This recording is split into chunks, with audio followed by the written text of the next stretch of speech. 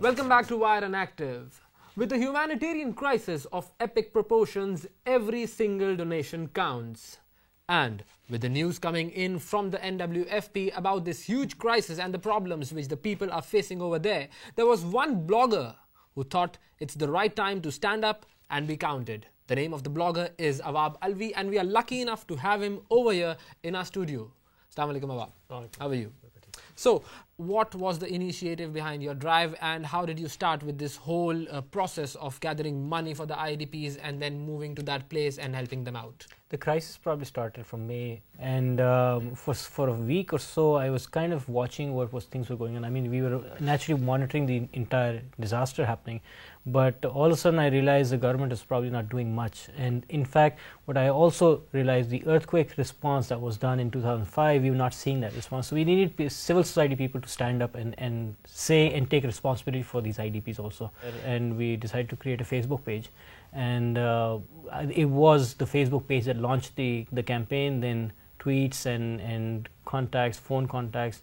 We ended up raising, mashallah, 30 lakh rupees in the entire process, and it was about a 4-day drive that pushed us to collect that much money. So how did you get connected to the people? I mean, you started off with Facebook and then you moved on to your own blog. Our own circle of friends also played in, because this generation is definitely far more connected amongst each other via the Facebook. So I think Facebook was one start, but then slowly friends and family friends all over the world pitched in some way.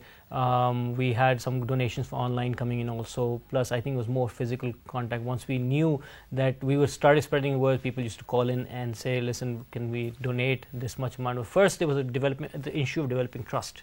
Once you had that has to be there, and what I reassured people, that I will personally go and give the goods. I mean, that was the trust factor. I tried to pitch in. I said I'll report everything online, which I did the entire trip, and plus I said that I will deliver it myself by my hand, and that's what we did. So did you collect donations online also? We did. We collected it by, there was an online South Asia Relief who worked significantly in the earthquake, and they were Sabahat Ashraf and Abdul Rahman Abi. They're both in Silicon Valley, and they set up the website. They're an NGO registered in the US, so जो tax exemptions आपको वहाँ US में मिलती थी. They were collecting from PayPal. We got the funds from there, quite significant amount of funds. The other fund that we did not contribute directly into it was Pakistaniyat.com, who Adil Najam was doing a great job. They collected quite substantially, about $4,000 or $5,000. How many days did it 4 take days. to 4 days to collect the money.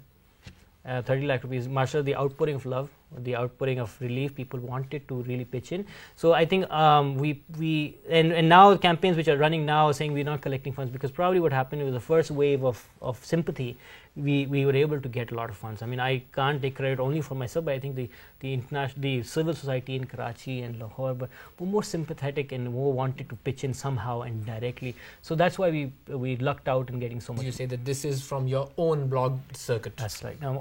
Probably our friends and family friends, and the network of social networking sites, and I think the blog effect also did play a role. Okay, so did people chip in with other goods, like instead of cash? Yes, they did. I mean, when we started off the campaign, in fact, that Friday evening, people started giving stuff, atta and ghee, etc.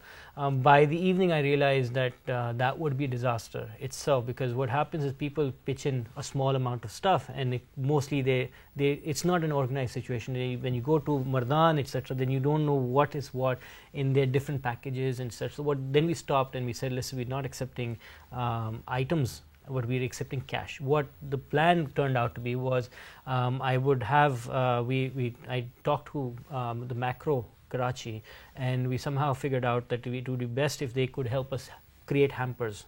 We give them the money. Okay, and so it should be in an organized way. And we decided that. Then the macro guys were very kind enough. They said, "Why do you ship it from here? Save up on the shipping cost." So you flew to Lahore, and then you started off your road journey. That's from right. There. Not me entirely. When I started the project, it was me alone, and I didn't know who was going to accompany me. The only thing I had was one of my drivers who was from Mardan itself. So I knew whatever, he had a house there. So I knew that anything goes on, I can at least send it to Mardan, Baghicha Dairy, which is Gaon.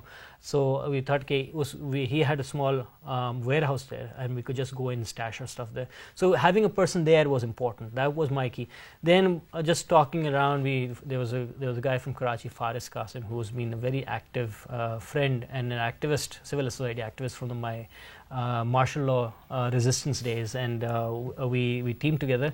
So Faris actually flew to Lahore. So with this successful experience, are you planning something for the future? We are.